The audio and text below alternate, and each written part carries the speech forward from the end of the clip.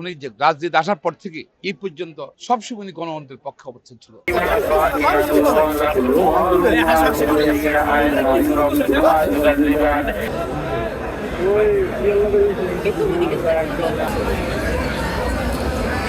দেখেন, উনি ইন্তেকালের পরে আজকে প্রতিদিন হাজার হাজার লোক এখানে আসতেছে।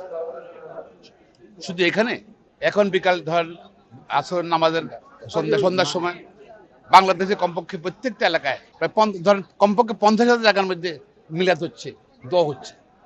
আমার নির্বাচন এলাকায় 400 মৃত অন্তত 30 জায়গায় দোয়া হচ্ছে। এ ধরনের শুধু আমার এলাকা না, সারা বাংলাদেশি। কিন্তু উনি ন্যাক্কার, উনি যে মানুষের জন্য ছিলেন, মানুষের কল্যাণের জন্য ছিলেন, কাজ করেছিলেন। এটা সবকিছু বাংলাদেশে যে মানুষের যে ওনার জানাজায় কোটি মানুষ উপস্থিত হওয়া বা ওনার ইন্তেকালের পরও আজকে পর্যন্ত প্রতিদিনই দোয়া হচ্ছে সারা বাংলাদেশে। এবং এখানে এসে দেশ শুধু ঢাকা শহর না, ঢাকা বাইরে থেকে বিভিন্ন জেলা থেকে মফস্বল থেকে কেউ দলে বলে আসতেছে, কেউ ব্যক্তিগতভাবে আসতেছে, নারী পুরুষ আসতেছে। কি প্রমাণ করে কত প্রিয় ছিলেন বেগম খালেদা জিয়া এদেশে মাননীয় করেন, কত ভালোবাসা ছিলেন। তিনি দেশকে ভালোবাসতেন, মানুষকে ভালোবাসতেন। হয়তো আল্লাহ তাআলা এই জন্যই মানুষ তাকে শ্রদ্ধা জানাতে আসছে। তাকে যে আমরা মিস করতেছি, তার শূন্যতা অনুভব করছি।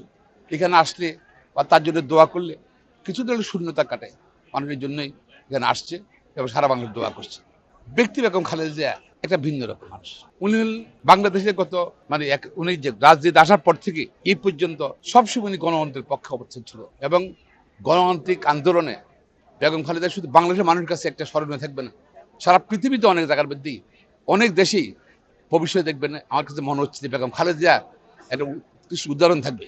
বেগম খালেদা আন্দোলন গণতন্ত্রের জন্য, যেখানে আন্দোলন হয় পৃথিবীতে, সেখানে হয়তো বাংলাদেশের প্রধানমন্ত্রী সাবেক প্রধানমন্ত্রী বেগম খালেদা জিয়ার কথা মানুষ স্মরণ করবে, উৎসব হবে, উদ্দীপনা হবে, যে ধৈর্য হবে, যত কষ্ট হোক, দুঃখ হোক, নির্যাতন হোক, কিন্তু এক সময় এবং আমাদের এই গণতন্ত্রের আন্দোলন সফল হয় বেগম খালেদা জিয়া তার প্রমাণ।